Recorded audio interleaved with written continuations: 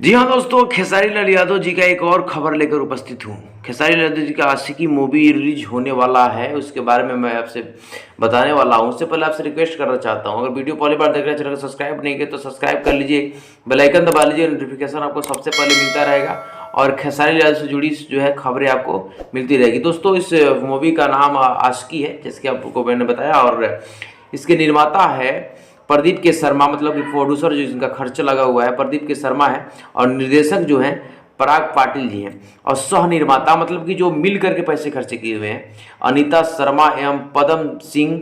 संगीत जो है ओम झा एवं आर्या शर्मा।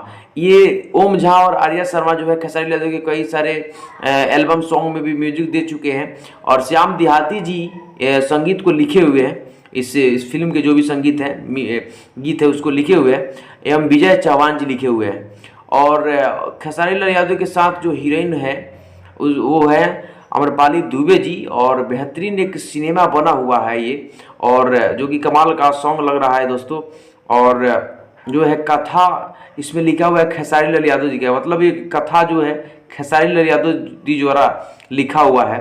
और नृत्य जो है नृत्य कानू मुखर्जी जी का है। कानू मुखर्जी जी हाल ही में उनका देहांत भी हुआ है। तो इसी तरह खबर के लिए अपने चैनल को सब्सक्राइब कर लीजिए। इंतजार कीजिए 4 फरवरी को लग रहा है आपके नज़दीकी सिनेमा घर में, और जरूर से जाकर देखिएगा। कमेंट में लिख कर भी देखिए खेसारी लाल की खबर आपको कैसे लगते हैं। धन्यवाद।